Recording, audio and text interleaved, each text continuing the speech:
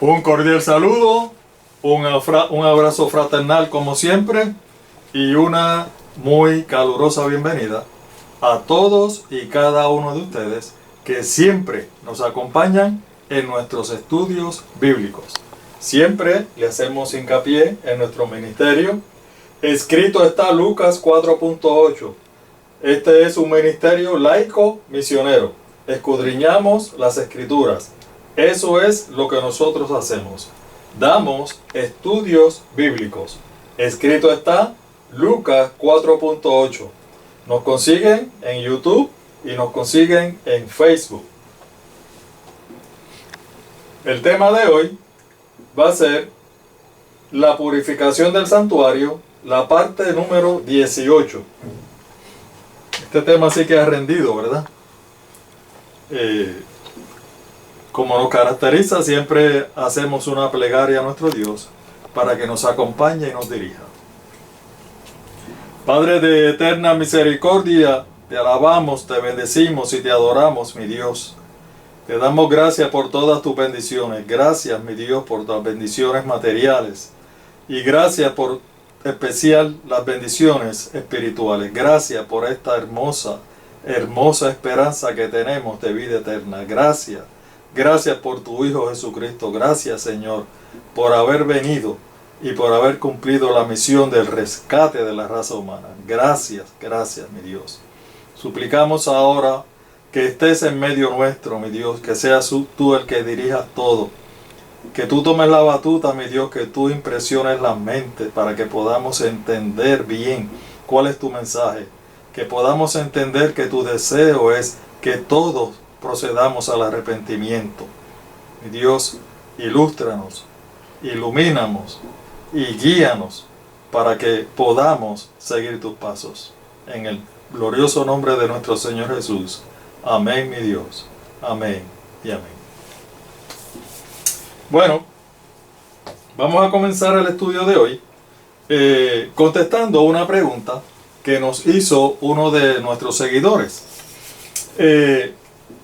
Este querido hermano me dice, mire hermano, usted en el estudio pasado dijo que Adán, Abel y todos los que han muerto en la fe de nuestro Señor Jesús, en el Antiguo Testamento, todas esas personas, ahora mismo están descansando en el sepulcro y que están esperando que nuestro Señor Jesús regrese para entonces ser resucitados. Y después de eso es que entonces van a ser llevados al cielo. La pregunta es, si ha pasado tanto tiempo, esos cuerpos ya tienen que estar desintegrados. ¿Cómo es posible que Dios los pueda resucitar? Lo primero que tenemos que considerar es lo siguiente. La expresión que usted usa acerca de que son desintegrados, los cuerpos ya están desintegrados. En verdad, la Biblia no habla de una desintegración. El concepto de desintegración es que pues sencillamente se desaparecen, ¿verdad? Se desintegran, se desaparecen en el aire así y no se sabe dónde están. La Biblia no habla de desintegración. La Biblia habla así de que nuestros cuerpos se van a convertir en polvo. Por lo tanto, los cuerpos de Adán, de Abel y de todas esas personas que aceptaron al Señor, que murieron en la fe de nuestro Señor Jesús, en el Antiguo Testamento, desde la creación hasta que nuestro Señor regrese, todos esos cuerpos van a estar convertidos en polvo. No es que van a estar desintegrados. Están convertidos en polvo. Una vez usted y yo y todos tengamos conciencia en lo que nos vamos a convertir, vamos entonces a buscar la palabra para ver qué la palabra nos dice desde un origen, desde un principio. Mire lo que dice allí el libro de Génesis, el capítulo 12, el versículo 7. Entonces Jehová Dios formó al hombre del polvo de la tierra y sopló en su nariz aliento de vida, y fue el hombre un alma viviente. Significa, o un ser viviente, como dice ahí. Significa, mis amados hermanos y amigos, que el origen, el estado original del ser humano o del cuerpo humano fue precisamente el polvo, porque nos está diciendo que nuestro Dios, para poder crear a la raza humana, tomó del polvo de la tierra. Cogió el polvo, hizo el cuerpo humano y posteriormente entonces alentó en su nariz el aliento de vida. ¿Ve? Y entonces fue que vino a ser un ser o un alma viviente. ¿Ven ustedes? El origen de nuestros cuerpos es el polvo de la tierra. Y si el origen de nuestros cuerpos es el polvo de la tierra, ¿cuál va a ser el final de nuestros cuerpos? También la Biblia lo dice claramente.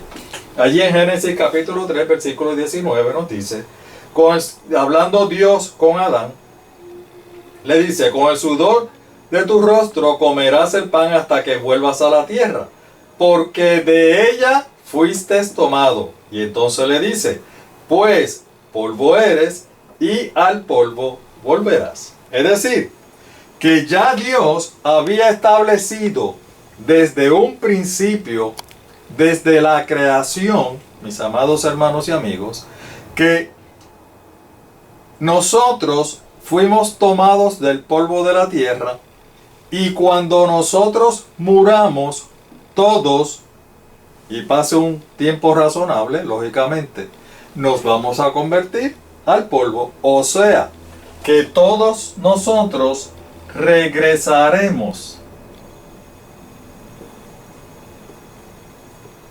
a nuestro estado original, que es el polvo de la tierra. ¿Ven? Así que la pregunta que entonces le podríamos hacer a este querido hermano, ¿verdad?, que nos hizo la pregunta es, si Dios en un origen, al principio de la creación, pudo tomar del polvo de la tierra y formar al ser humano, yo le pregunto, ¿no cree usted que nuestro Dios tiene, porque es el mismo Dios, ¿no cree usted que Dios tiene ese mismo poder para que en ese día, cuando Él regrese, pueda recrear? Miren, Él lo que va a hacer es que va a recrear.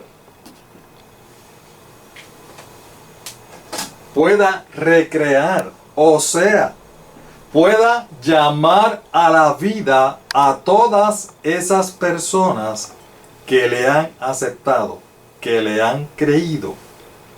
Hermano, yo creo que Él sí tiene poder para eso. No solamente tiene poder, Él dijo que Él lo va a hacer, lo va a realizar. Por eso es que en ese día, todos los que han muerto en el Señor, en ese día glorioso de su regreso, los va a resucitar, los va a llamar a la vida nuevamente. Gloria sea nuestro Dios. ¿Ok? Bueno, pues espero haberle contestado la pregunta, ¿verdad? Bíblicamente, que es lo que nosotros hacemos. Continuando con el estudio, nos habíamos quedado en el versículo 28 de Levítico 16. Recuerden que estamos nosotros estudiando ahora mismo la ceremonia que se llama el día de la expiación. Recuerdan ustedes, ¿verdad? Esto no lo podemos perder de vista. O también se llama la purificación del santuario. Cualquiera de las dos. La Biblia las identifica indistintamente. Es la misma ceremonia. Hasta ahora hemos corrido bastante los textos porque han sido más bien informativos. Ahora, los textos que vamos a estudiar en el día de hoy, no vamos a leer muchos textos, solamente nos vamos a concentrar en dos textos. ¿Por qué? Porque hay algunos detalles en esos textos que verdaderamente tienen que ser explicados para que lo podamos entender correctamente. El objetivo es entenderlos correctamente. Porque ustedes saben que el enemigo está aprovechando cada situación que se presenta para entonces tergiversar y malinterpretar aquellos textos que son de vital importancia para nosotros. Y entonces lo que hace es que introduce la duda. Y entonces hay muchos queridos hermanos en las diferentes denominaciones religiosas, en toda la cristiandad, que tienen muchas dudas con relación a muchos textos, porque no se lo han sabido explicar.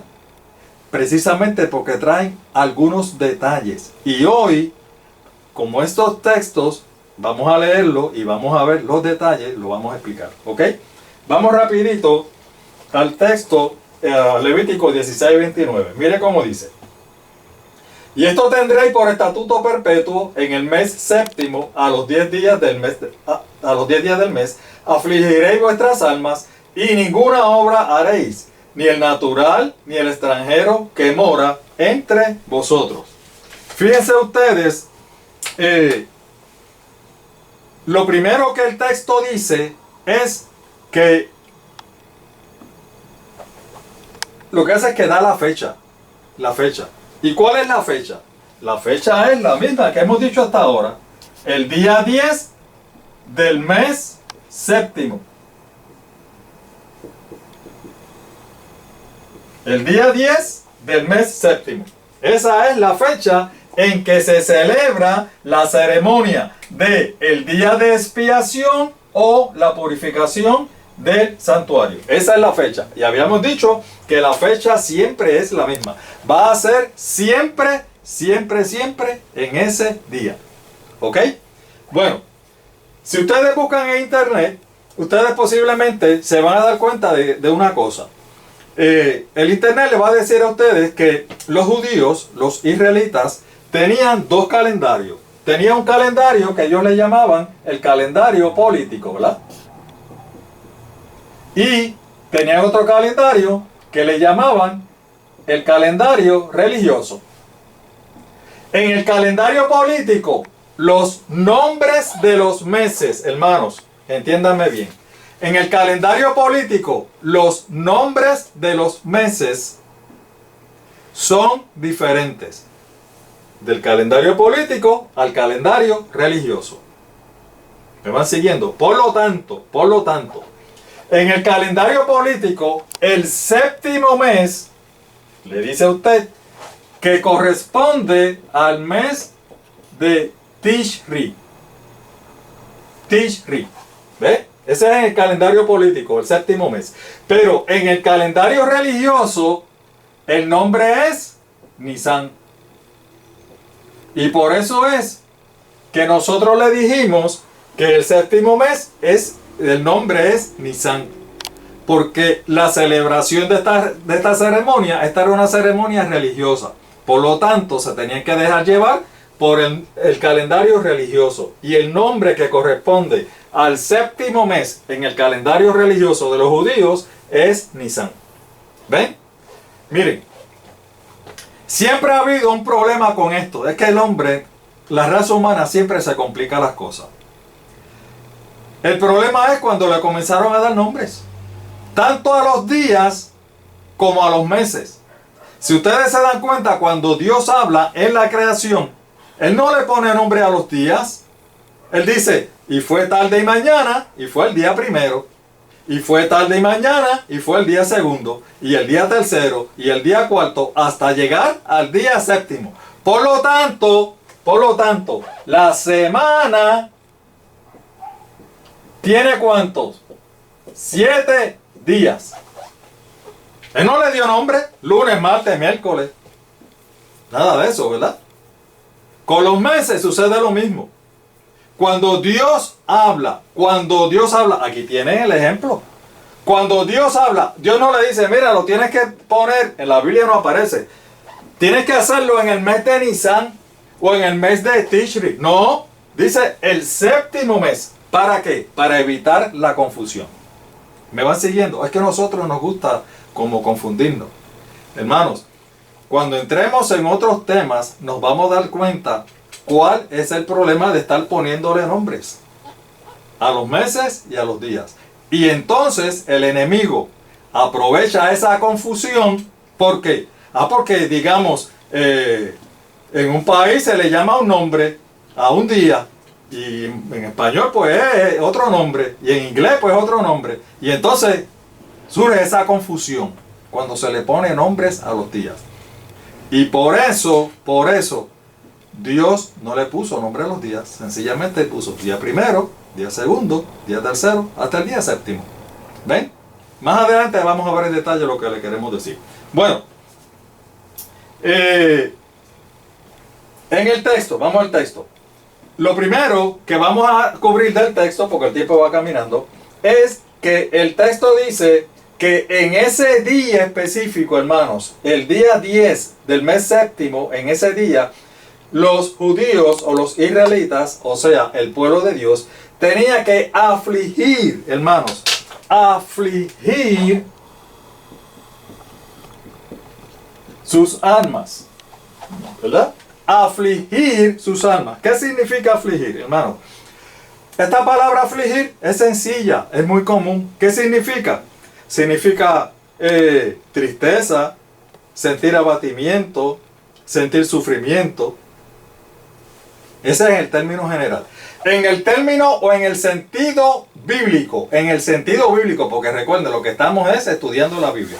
Lo que significa es sentir dolor, sentir tristeza y sentir arrepentimiento. ¿Por qué? Por los pecados. ¿Ve?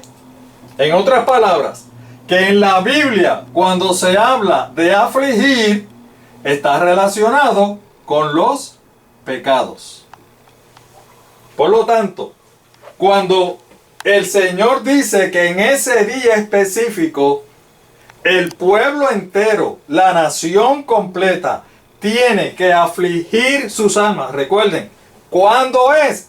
El día 10 del mes séptimo. En ese día particular, el día de la expiación, tienen que afligir sus almas. O sea, tienen que sentir dolor, tristeza y arrepentimiento por sus pecados. Ese es el sentido que nos da la Biblia. Recuerden ustedes, mis amados hermanos y amigos, que ya hemos discutido bastante sobre esta ceremonia. En ese día, todo había sido purificado. Todo era purificado. Miren, el sacerdote, el sumo sacerdote, que era el único que podía oficiar, era purificado. La familia del sacerdote era purificada. La nación en sí, el pueblo, era purificado. El tabernáculo era purificado. El altar del holocausto era purificado. El velo donde se asperjaba la sangre, representando los pecados de todos aquellos que se habían precisamente arrepentido durante todo el año, también era purificado. Por lo tanto, lo que nos quiere dar, el sentido que nos quiere dar es la solemnidad. La solemnidad, la importancia que tiene ese día para Dios y para el pueblo. ¿Ok? para Dios y para el pueblo. Miren, ese día era tan y tan importante para el pueblo, tan y tan importante para el pueblo, que era anunciado con tiempo. No se lo dejaba, Dios ni siquiera se lo dejaba a la mente de ellos. Dios había establecido que había que recordarlo con tiempo. ¿Saben cuánto? Con 10 días de anticipación. Había ese día, antes de que llegara el día, había que anunciarlo con 10 días de anticipación. Mira lo que dice la palabra de Dios. Levítico 23, del 23 al 28. Y habló Jehová a Moisés diciendo, nuevamente, esto no es invento de Moisés, fue que Jehová le habló a Moisés, diciendo, habla a los hijos de Israel y diles, en el mes séptimo, al primero del mes, van viendo, es en el mismo mes, pero no es en el día 10. Al primero del mes, en el primer día del mes, tendréis día de reposo, una conmemoración al son de trompetas y una santa convocación. Ningún trabajo de siervo haréis y ofreceréis ofrenda encendida a Jehová. También habló Jehová diciendo, a los 10 días de este mes séptimo será el día de expiación. ¿Ven ustedes? Hay que sonar la trompeta en el día primero. Hay que anunciarlo en el día primero. ¿Por qué? Porque viene el día 10 de ese mes séptimo. Y ese día va a ser, dice la Escritura, el día de la expiación. Tendréis santa convocación. Y afligiréis. Nuevamente, ¿ven ustedes el concepto? Afligiréis vuestras almas y ofreceréis ofrenda encendida a Jehová. Ningún trabajo haréis en este día, porque es día de expiación, para reconciliaros, reconciliarse delante de Jehová vuestro Dios. ¿Ven ustedes? Así de importante era ese día. Así de solemne era ese día. Por eso es que la Biblia dice que ese día era el día más importante en el pueblo de Israel. Era el día más importante en el pueblo de Dios. Así de solemne era ese día. ¿Y por qué se tenía que anunciar con 10 días antes? Pues para que le diera tiempo a toda la nación, a toda la congregación, a todo el pueblo, para entonces prepararse espiritualmente. ¿Ven? Porque el concepto de afligir vuestras almas es el concepto de prepararse. Prepararse espiritualmente, ¿ves?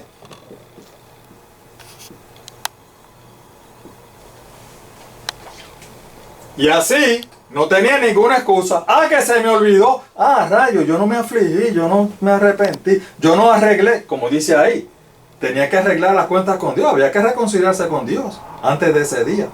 Ah, oye, perdona, pero yo no... No, oye, te lo vengo diciendo con 10 días de anticipación, negro.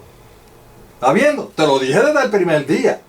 Para que tuvieras tiempo suficiente, para que te prepararas espiritualmente. Porque llega el gran día de Dios. ¿Ok? Bueno, fíjense ustedes que entonces nos podemos preguntar, oye, pero ¿por qué era Dios tan insistente con eso? ¿Por qué era que Dios quería que se prepararan espiritualmente con 10 días de anticipación? Para que todos estuvieran preparados, ¿verdad? ¿Cuál era el problema? ¿Cuál era el uso? Mire lo que dice la palabra. La razón principal. Mire lo que dice. Levítico 23:29. Mire cómo dice. Porque toda persona que no se afligiere en este mismo día, ¿qué va a pasar con ellos? Será cortada de su pueblo. Hermanos, por eso es que ellos se preocupaban tanto por ese día. Por eso es que ese día era tan solemne, tan importante. Por eso era que ellos tenían que prepararse espiritualmente, afligir sus almas, sentir arrepentimiento por los pecados. Porque sencillamente nos explica la palabra que en ese día el que no se afligiere, el que no estuviera preparado espiritualmente para ese día, era cortado de su pueblo. Y a lo mejor usted me va a decir, hermano Pedro, ¿y qué significa eso de ser cortado de su pueblo? Pues yo hoy no se lo voy a decir, pero posiblemente en el próximo estudio vamos a tomar. Lo que pasa que el concepto de ser cortado de su pueblo es un concepto tan y tan importante que tenemos que tener suficiente tiempo para explicarlo. Lo vamos a explicar muy probablemente en el próximo estudio. Lo que queremos por el momento es resaltar la razón bíblica, lo que dice la Biblia, no lo que yo me invente, no lo que cualquiera, no, lo que dice la Biblia, la razón bíblica por la cual ese día, el día de la expiación, era tan importante. ¿Ven? Porque si no, la persona que no estuviera preparada espiritualmente iba a ser cortado de su pueblo. Bueno, ya hemos dicho que las trompetas, el anuncio, se tenía que realizar el día primero del mes. En ese día era reunida toda la nación y se les recordaba, mira, recuerden que dentro de 10 días es el día de la expiación, así que empiecen a hacer sus arreglos con Dios, empiecen a prepararse espiritualmente. ¿Eh? Y era un día especial. Y ese día se tocaban las trompetas. Ahora, el día 10, ¿qué se hacía? Vamos a ver qué es lo que dice la palabra. Levítico 25:9, mire cómo dice. Entonces harás tocar fuertemente, ya no es tocar la trompeta nada más, tocar fuertemente la trompeta en el mes séptimo a los 10 días del mes. Es decir, hermanos y amigos, que se tocaba la trompeta el día primero para anunciarlo y se tocaba fuertemente la trompeta el mismo día en que se celebraba el día de la expiación. Haréis tocar la trompeta por toda vuestra tierra. ¿Ven ustedes? Nuevamente, la palabra nos está recalcando la importancia de ese día. Y lo dice en todos los aspectos, lo dice en todas las direcciones, para que nadie tenga duda, hermanos, de que ese día era de vital importancia para el pueblo de Dios. ¿Ok? Para el pueblo de Dios. Bueno, espero que hayamos comprendido esa parte. Regresando a Levítico 16:29.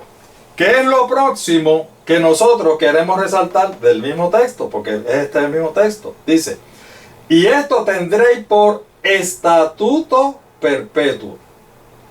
Ese término, ese concepto, hermanos, esa expresión de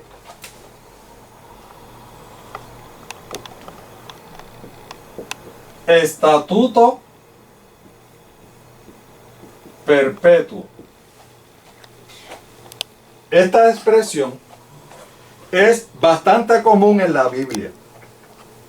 Y esta expresión, el enemigo, el diablo y Satanás, la ha tomado para tergiversar la palabra de nuestro Dios, para malinterpretar.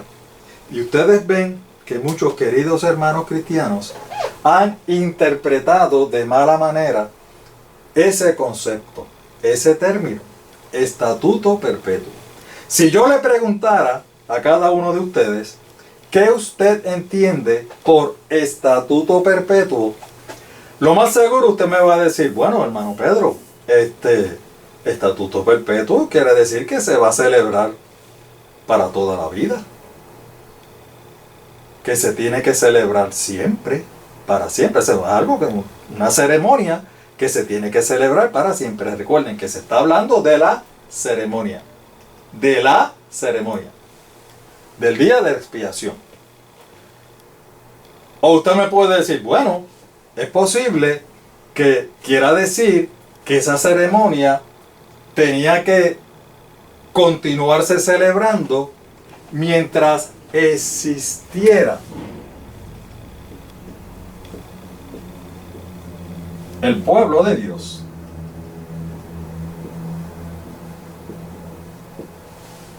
Y el pueblo de Dios en ese momento eran los israelitas, ¿verdad? O los judíos. Pues mientras existiera el pueblo de Dios, y yo le diría, pues mire, usted está muy correctamente. Esa es una respuesta muy razonable, seguro que sí. Ahora le puedo hacer entonces otra pregunta. ¿Existe el pueblo de Dios hoy en día? ¿Existe el pueblo de Dios?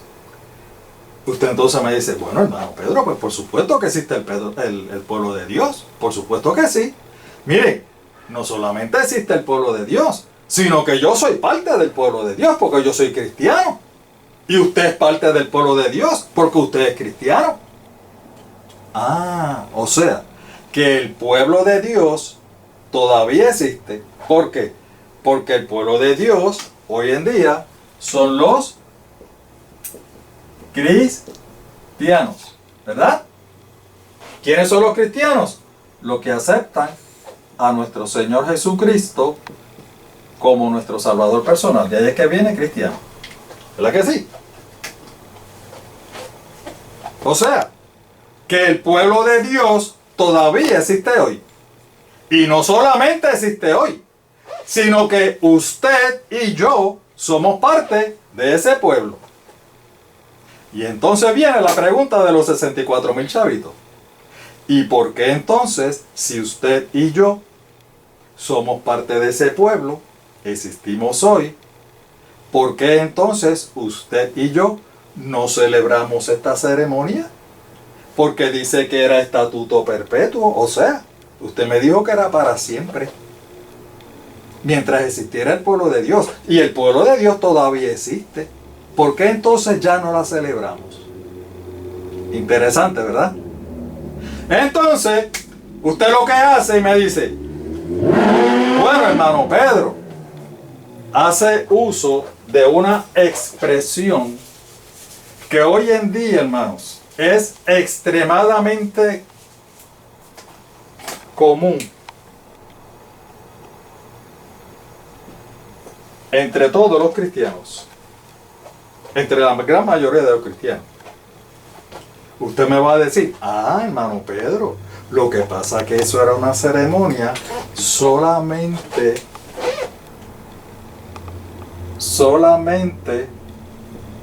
para los judíos. O me va a decir, hermano Pedro, pero usted no sabe, usted no ha leído en la Biblia que nuestro Señor Jesús enclavó en la cruz. Eso. Y entonces, con esa expresión, despachamos simple, llanamente el porqué. Ya con esta expresión nos evitamos explicar cualquier cosa. Y esta expresión, hermanos, se ha tornado tan y tan común que es la que la gran mayoría de la cristiandad hoy en día utiliza cuando no puede explicar bíblicamente algunas cosas, especialmente del Antiguo Testamento. Oiga, hermano, fulano o líder religioso que sea, pastor, ministro, sacerdote, lo que sea. Aquí en la Biblia me dice, mira, aquí en el libro de Levítico, Número, el que sea, Isaías, Salmo, todo el Antiguo Testamento. Aquí esto me dice esto y esto y esto. Hermano, usted no se preocupe. Eso era en el Antiguo Testamento. Eso era solamente para los judíos. Pero no le explica. La explicación es, eso era solamente para los judíos. Hermano, no se preocupe. Eso nuestro Señor Jesús lo enclavó en la cruz del Calvario. Y ya con eso, se lava las manos. Ninguna otra explicación. ¿Me siguen ustedes? Eso lo hace la mayor parte de la cristiandad porque no puede explicar algunas cosas que aparecen en la Biblia. O para deshacerse, hermano, que esto es peor todavía. Deshacerse de aquellas cosas que ellos no quieren hacer. Que ellos no quieren hacer. Hermanos y amigos, lleguen al punto de que hay muchos queridos hermanos cristianos, miren, cristianos, seguidores de Cristo, ¿verdad? Que dicen que todo el Antiguo Testamento está abolido. Que todo el Antiguo Testamento, ¿saben qué? Eso era solamente para los judíos. Eso Cristo lo esclavó en la cruz del Calvario. Por lo tanto, ya el Antiguo Testamento no nos aplica a nosotros, porque eso era para ellos nada más. Mire lo que la palabra de Dios dice con relación a la Biblia. Vamos a tener dos textos. El primero lo dice el apóstol Pablo en 2 de Timoteo, capítulo 3, versículo 16. Y mire lo que dice. La mitad de las escrituras es inspirada por Dios y es útil para enseñar, para redarguir, para corregir y para instruir en justicia. Y esa mitad de las escrituras es el Nuevo Testamento. Eso es lo que dice la escritura. Hermanos, búsquelo en su Biblia. Búsquelo en la versión que usted tenga. Dice, toda escritura. Toda la escritura, no la mitad, no una parte, toda la escritura. Y toda la escritura es el Antiguo Testamento y el Nuevo Testamento. Toda la escritura es inspirada por Dios. Y como es inspirada por Dios, es útil. ¿Para qué? Para enseñar, para redarguir, para corregir, para instruir en justicia, o sea, para que nos alumbre el camino hacia la justicia. Salmo 119, 105 dice, lámpara es a mis pies tu palabra y lumbrera a mi camino. Hermanos, la palabra de Dios es clara y contundente. Toda la escritura, tanto el Antiguo Testamento como el Nuevo Testamento, ambos, todo tiene el mismo valor. Oigan, y tiene el mismo valor que tenía para los israelitas y los judíos, como tiene el mismo valor para los cristianos. ¿Saben por qué? Porque los israelitas y los judíos eran el pueblo de Dios en ese momento. Ahora usted y yo somos el pueblo de Dios. Los cristianos somos el pueblo de Dios. Por eso, la escritura completa está en vigencia. Mire lo que dice el apóstol Pedro. Primera de Pedro 1, 23. Siendo renacidos no de simiente corruptible, sino de una simiente incorruptible. ¿Y cómo fuimos renacidos? Fuimos renacidos por la palabra de Dios. Y miren esto, que vive y permanece solamente para los judíos. ¿Verdad que no dice eso? Vive y permanece para siempre. Y aquí sí que cuando dice para siempre, es para siempre. Hermanos, ¿ven ustedes? Por lo tanto, la misma palabra es contundente y nos dice que este concepto de eso era solamente para los judíos, o eso nuestro Señor lo enclavó en la cruz del Calvario, es una excusa para no tener que explicar algunas cosas que sencillamente no pueden explicar. no pueden explicar. ¿Ok? Hermanos y amigos, cada vez que alguien a usted le diga, sea su dirigente religioso, sea cualquier predicador que usted escuche, cualquier predicador en su iglesia, en las redes sociales, YouTube, no importa, cualquier predicador que le diga, ah, pero hermano, no se preocupe, porque eso era solamente para los judíos. O que le diga, ah, no, hermano, eso lo enclavó nuestro Señor Jesús en la cruz del Calvario. Tenga cuenta, significa que está ocultando algo. Ocultando algo. O que no quiere seguir, o que no le gusta, o que sencillamente no lo puede explicar. ¿Ok?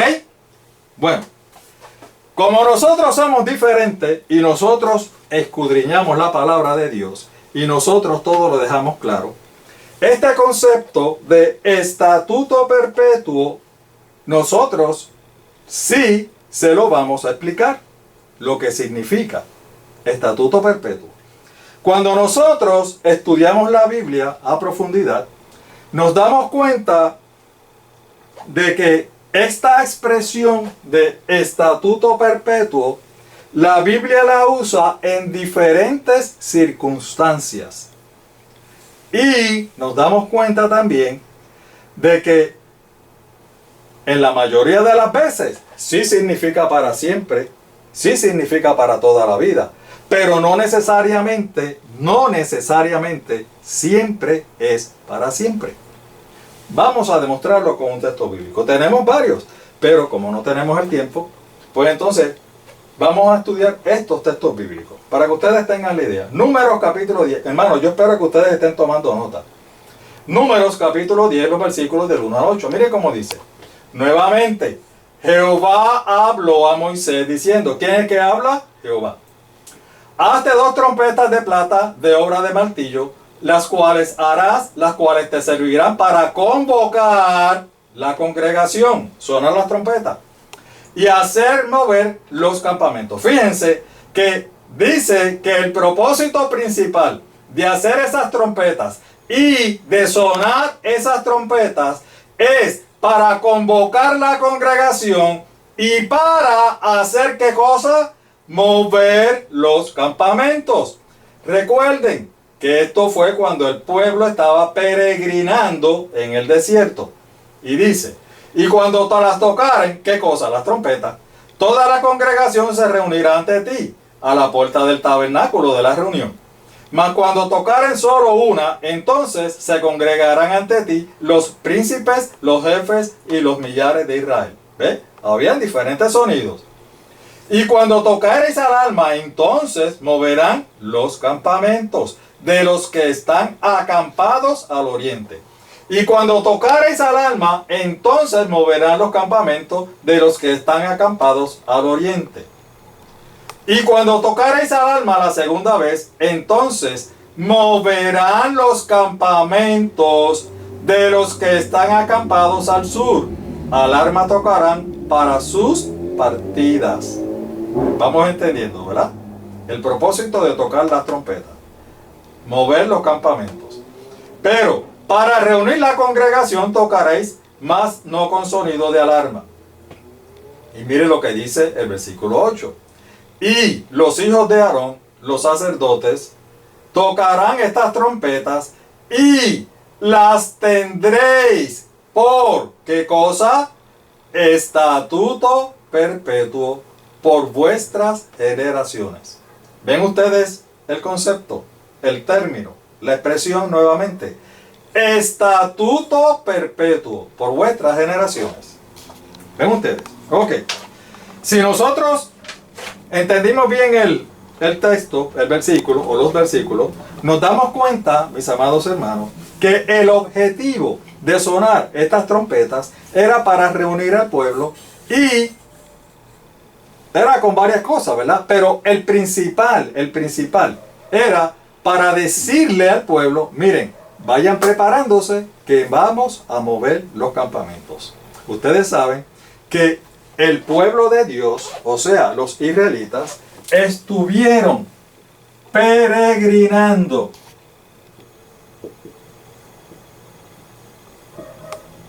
en el desierto, ¿por cuánto tiempo? Por 40 años, ¿verdad? Eso todos lo sabemos. El pueblo de Israel estuvo peregrinando en el desierto por 40 años. Mientras ellos vivieron en el desierto, ellos vivían en lo que conocemos hoy como casetas de campaña, ¿verdad? ¿Por qué? Número uno, porque era muy práctico las casetas de campaña para el clima en que ellos estaban, ¿verdad? Había mucha arena y estas cosas. Pero lo principal era que cuando nuestro Dios llamara para que se moviera el campamento, la caseta de campaña, era facilito poder desmontarla, poder guardarla y seguir, montarla en una carreta y entonces seguir y moverse hasta donde Dios quisiera. Cuando Dios quisiera, no, pues entonces aquí vamos a acampar. Ok, pues entonces montaban sus casetas de campaña, ¿verdad? Que eran sus casas. Pero ¿qué pasa? ¿Cuánto tiempo estuvieron ellos haciendo eso? ¿Cuánto tiempo? Hermanos, ellos estuvieron 40 años. 40 años. Cuando ellos llegaron a la tierra prometida, a la tierra que fluye leche y miel. Ya no estaban en el desierto. Ya estaban en una tierra fértil, campos verdes. Ellos se distribuyeron la tierra. Había espacio suficiente para que todos pudieran sembrar, cultivar la tierra, para que tuvieran sus ganados, pasto, alimento fresco, para que los ganados comieran. La cosa era diferente, ¿verdad? Cuando ellos llegaron a la tierra prometida, ya entonces podían hacer casas más permanentes, porque esa iba a ser su residencia permanente. ¿Verdad que sí? Entonces, ¿por qué dice que esto iba a ser estatuto perpetuo? Hermanos, la frase estatuto perpetuo, en este caso, era condicional.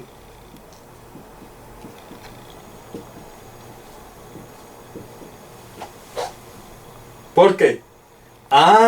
Porque eso ellos lo iban a hacer. Tocar las trompetas, reunirse y moverse del campamento.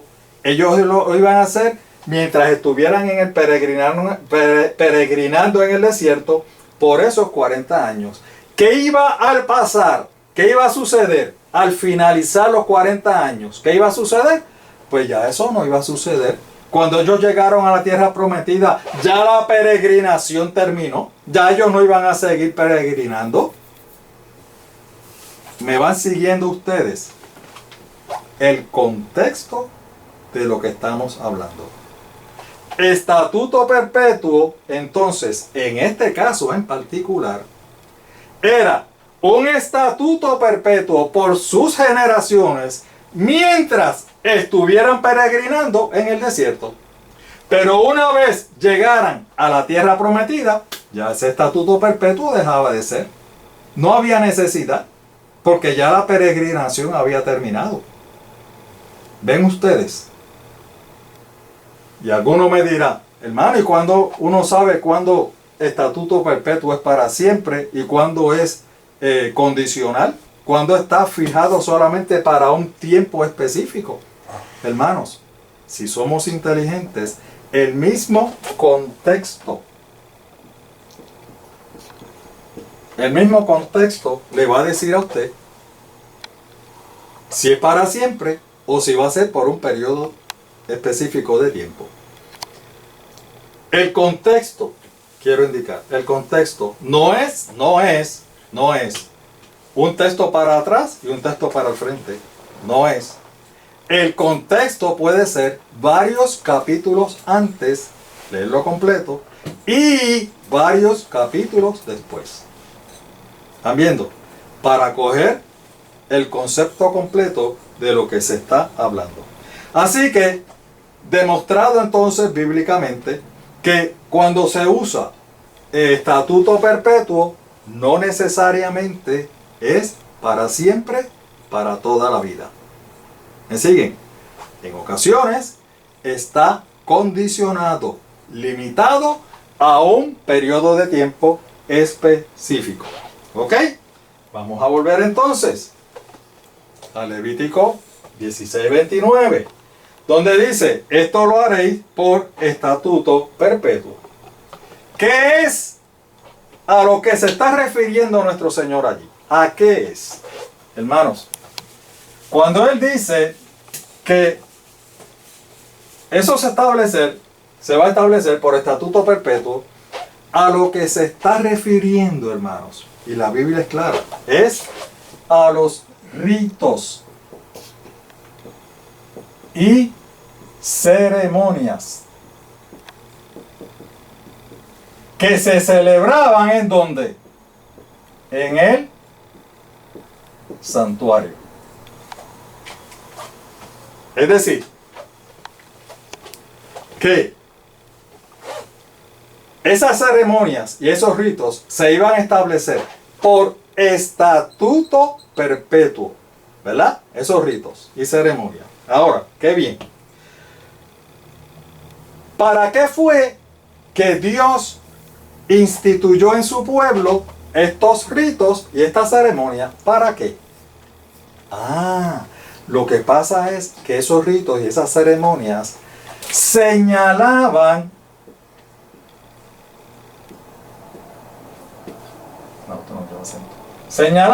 o anunciaban ¿a quién? Al Mesías prometido.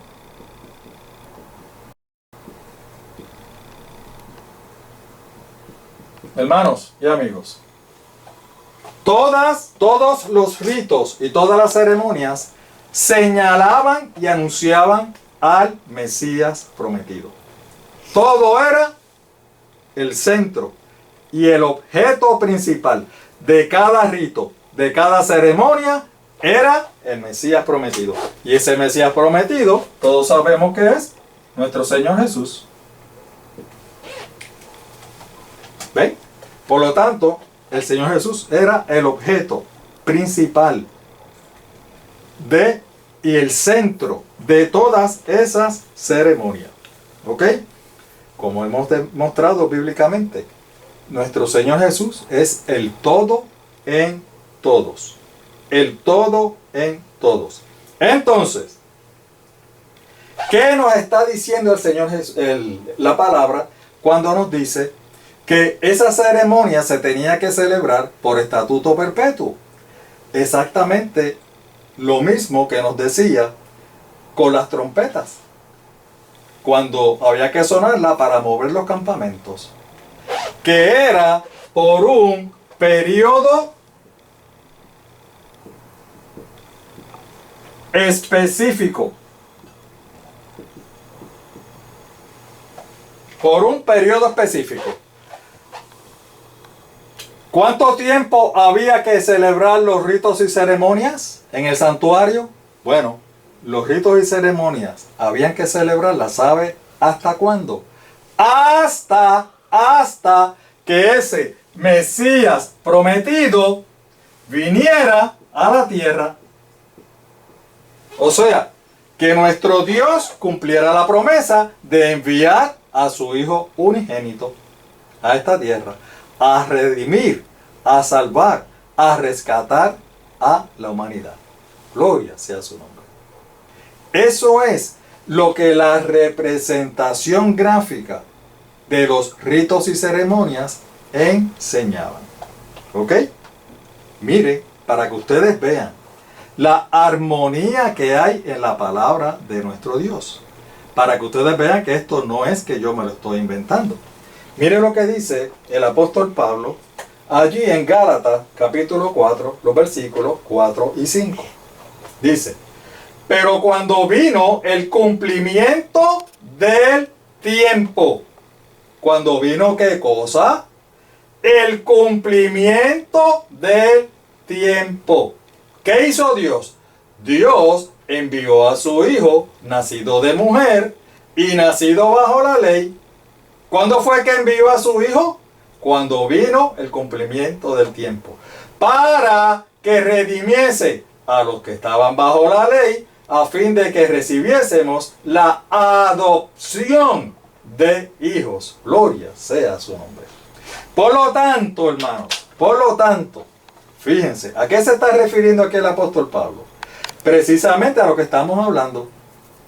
Cuando vino el cumplimiento del tiempo, o sea, cuando el Mesías prometido vino a esta tierra y nació de una mujer y nos vino a cumplir su misión de redimirnos, de salvarnos, de rescatarnos, hermanos, hasta ese momento era que había que celebrar los ritos y las ceremonias en el santuario. Hasta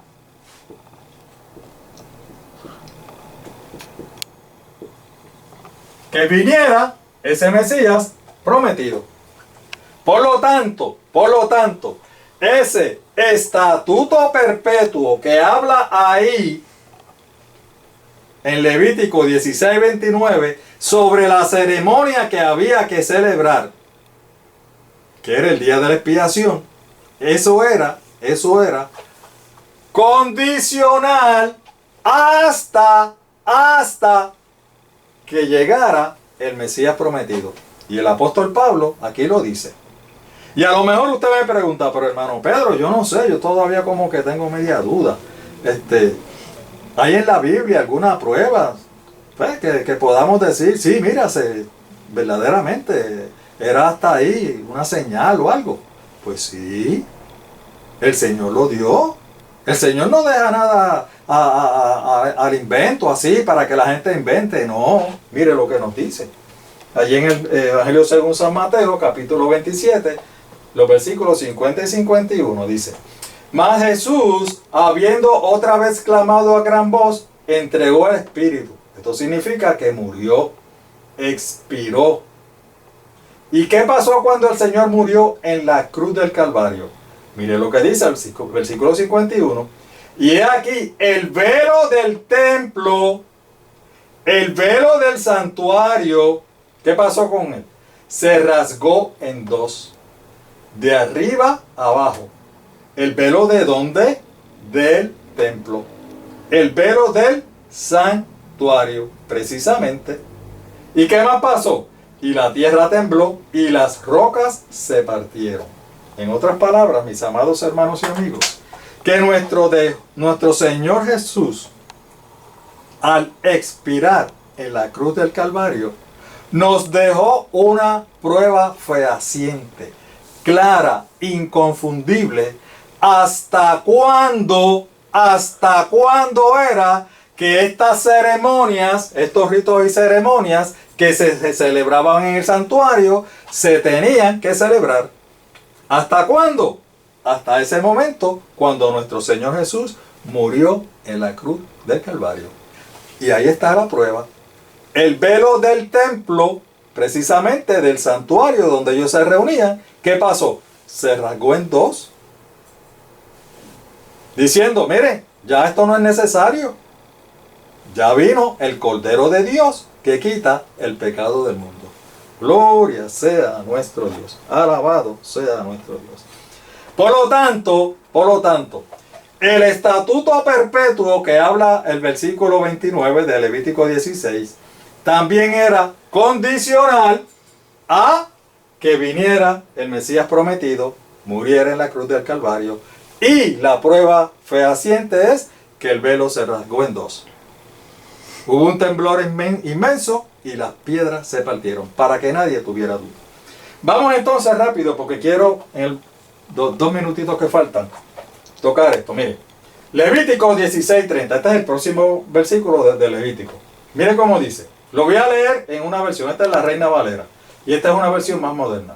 Es el mismo texto bíblico, Dice, porque en este día se hará expiación por vosotros, en el día de la expiación. Y fíjense cómo dice, y en este día seréis limpios de todos vuestros pecados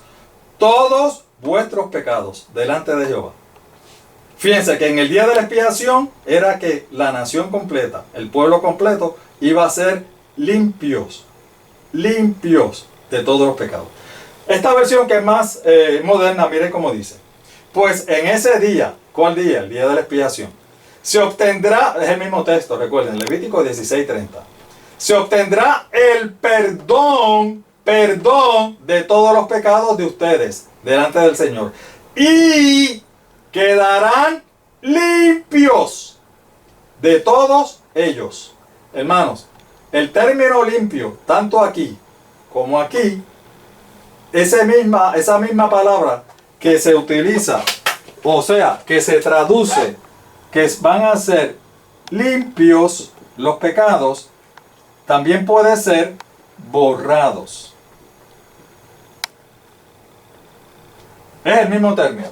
Si buscamos en el original, puede tener una traducción o la otra. Aquí la tradujeron como limpio, pero también puede ser borrado. Entonces, lo que queremos destacar es que el texto dice que específicamente en ese día es que van a ser limpios todos los pecados. Todos los pecados. Miren, ustedes saben que en la otra ceremonia, para que cada persona obtuviera el perdón de sus pecados, tenía que traer su corderito, ¿verdad? Confesar sus pecados nuevamente sobre la cabeza del cordero.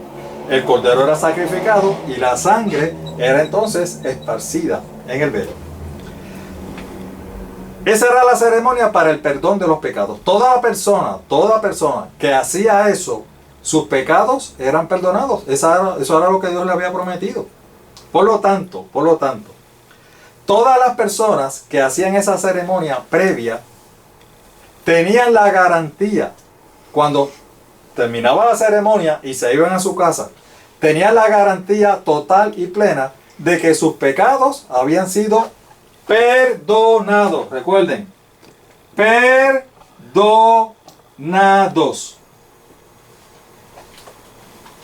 Si esa persona moría ese día o moría en los días subsiguientes, pues sencillamente garantizaba su salvación. Cuando el Señor viniera, era de los que iban a resucitar cuando el Señor viniera, ¿verdad? Garantizaba su salvación porque sus pecados habían sido perdonados. Pero nos dice aquí la palabra, hermanos, y esto yo no me lo estoy inventando, esto lo estamos leyendo de la Biblia, que en ese día, el día de la expiación, no solamente los pecados iban a ser perdonados, iban a ser limpios, iban a ser borrados. ¿Qué la Biblia nos quiere decir con esto? ¿Qué la Biblia nos quiere decir con esta ceremonia, hermanos? Esto lo que significa es que sencillamente el día de la expiación era el día del juicio final. Era el día en que todos los pecados eran limpios y todos eran borrados. Es decir, recuerden que en ese día los pecados que habían sido registrados en el velo también eran limpiados, eran transferidos del velo, recordarán ustedes, ¿a quién? Al macho cabrío que representaba a Azazel, o sea, al diablo. Esos pecados eran transferidos al diablo. ¿Ve? El manejo de los pecados. Esto significa, mis amados hermanos, que el día de la expiación para el pueblo de Dios, era el día del juicio final. Era el día que todos sus pecados eran limpios o eran borrados. ¿Ven? Estamos introduciendo este término, juicio final, porque en las próximas presentaciones vamos a abundar más sobre esto. Se me acabó el tiempo, así que con esto en mente les invitamos para nuestro próximo estudio. Fíjense, antes de terminar, fíjense que Primera de Juan, capítulo 1, versículo 9, el mismo concepto es lo mismo. Mire, dice, si confesamos nuestros pecados, Él es fiel y justo para perdonar nuestros pecados y limpiarnos de toda maldad. Con esto lo quiero dejar. Fíjense que los pecados no solamente necesitan ser perdonados, sino que también tienen que ser limpiados.